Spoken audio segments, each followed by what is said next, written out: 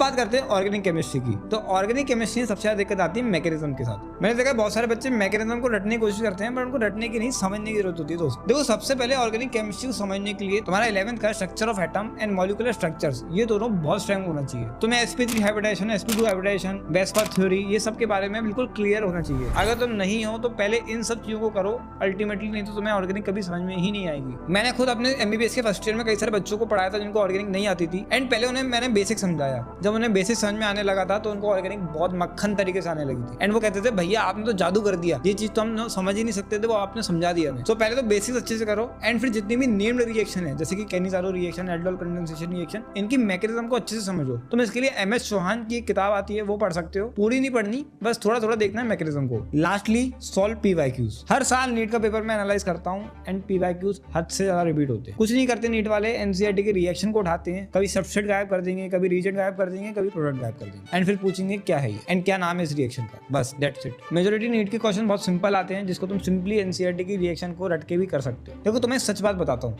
Ultimately it is all about question practice, doing PYQs and revision. किसी भी subject में full marks लाने के लिए तुम्हें इन तीनों चीजों को बहुत